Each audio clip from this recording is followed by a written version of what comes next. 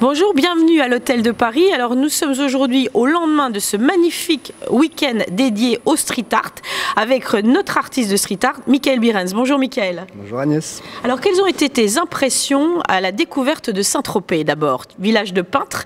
Comment t'es-tu emparé du lieu? Alors, Saint-Tropez, c'est une ville assez particulière, beaucoup de démesures, beaucoup de gros bateaux, de grosses voitures, donc pour moi c'était assez nouveau, c'est pas un milieu que j'ai l'habitude de fréquenter. Mais c'est vrai que l'histoire de Saint-Tropez est liée à la peinture, avec Signac, avec Seurat, tout ça. Il y a eu une vraie époque à l'époque des impressionnismes et du néo-impressionnisme, où vraiment ils ont fait grandir la ville, ils ont invité leurs amis, ils ont commencé à peindre. Et je pense qu'à cette époque-là, ça devait être une ville très très intéressante à voir. Après, c'est nouveau pour moi, donc je découvre un petit peu aussi. Ouais, alors en tous les cas, nous avons passé 3 jours avec toi, 3 jours, 3 temps. Le premier temps, c'était avec les enfants, un atelier donc dans le patio de l'Hôtel de Paris d'une 50aine d'enfants. Le second jour, ça a été, j'allais dire, plus la présentation du street art, notamment au Louvre, par Cyril Gouillette. Et le troisième temps de cette opération, c'était toi hier dans les jardins de l'Annonciade. Ça, c'était très spectaculaire, où pour la première fois, tu t'es emparé, c'est le cas de le dire, d'une œuvre du patrimoine ancien que tu as choisie en collaboration avec la conservatrice. Tout à fait. C'est un exercice que j'ai pas l'habitude de pratiquer d'habitude, parce que c'est vrai que j'ai l'habitude de peindre des murs où je fais créer mes propres œuvres et je m'inspire généralement peu des artistes, même si je peux être influencé par différents courants artistiques, je m'en rends pas forcément compte au moment de la création. Et donc là, c'était un exercice un peu spécial, mais c'était très agréable à faire parce que j'aime beaucoup le néo-impressionnisme et j'aime beaucoup Signac. Du coup, j'avais choisi l'œuvre de Signac aussi par rapport à son côté marin. Il y a beaucoup la mer est très présente dans son travail. C'était un peintre de la marine aussi. Donc, pour moi, en fait, il y avait un lien assez simple à faire entre mon travail d'artiste poissonnier et Non, mais en fait, c'est vrai que je suis vraiment passionné par la mer et pour moi, reprendre une œuvre d'un artiste qui aimait aussi la mer, c'était assez simple à travailler, donc c'était un bon exercice. D'ailleurs, effectivement, quand tu ne peins pas, tu plonges. Et tu as d'ailleurs un diplôme de scaphandrier. Oui.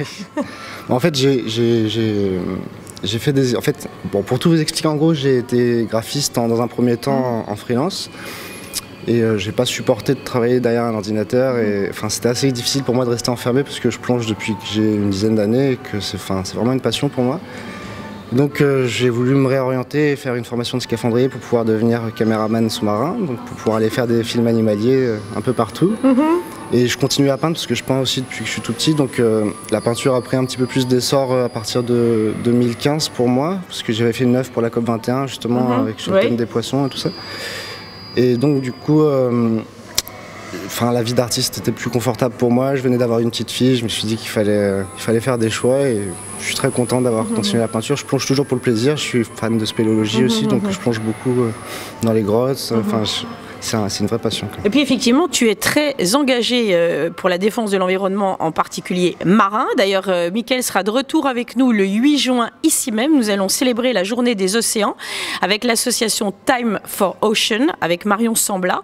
Et là encore, effectivement, c'est l'année qui est consacrée, si je puis dire, aux déchets plastiques. Donc là, c'est vraiment des causes que tu défends, justement, dans cette optique de art et science.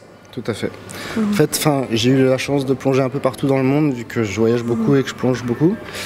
Et c'est vrai qu'en 20 ans, les océans ont vraiment beaucoup changé. Il y a eu énormément de pollution, beaucoup de pétroliers qui vont aller dégazer au large des côtes, il y a beaucoup de déchets nucléaires qui sont enterrés, il y a des tas de choses à raconter. Du coup, quand je fais des ateliers avec les enfants, par exemple, en leur montrant mon travail, je vais essayer de leur expliquer pourquoi je fais ce travail et pourquoi c'est important de ne pas jeter ses papiers dans la mer, pourquoi c'est important d'essayer de préserver un petit peu, de pas...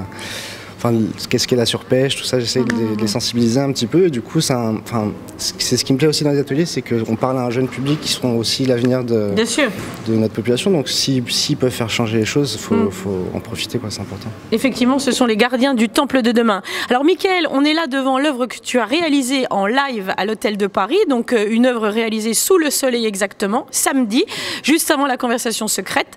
Une œuvre superbe, une grande d'ailleurs. Alors comment as-tu créé cette œuvre? Qu'est-ce qui t'a inspiré? Le choix des couleurs? Qu'est-ce que tu as voulu nous dire à travers ce paysage marin, j'allais dire? Alors comme je te disais tout à l'heure, en fait, je suis passionné de spéléologie aussi et de plonger dans les grottes, tout ça. Donc je pense que cette activité-là influence beaucoup mon travail de peintre par les jeux de lumière, les puits. on trouve vraiment beaucoup d'effets de lumière et de roches qui peuvent être très intéressants en plongée spéléo.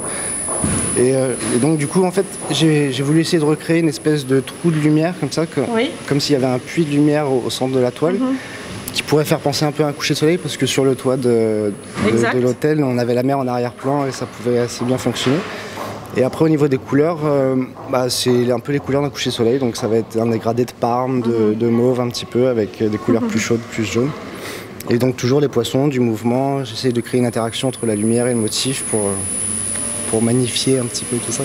Bon c'est plutôt réussi. En tous les cas, on vous invite, pour ceux qui n'avaient pas assisté à ce week-end street art, à venir découvrir l'œuvre de Michael à l'hôtel de Paris Saint-Tropez et à nous retrouver le 8 juin pour un deuxième temps effectivement consacré aux océans, où tu interviendras à nouveau pour une œuvre en plein air située dans un endroit qu'on ne dévoile pas encore.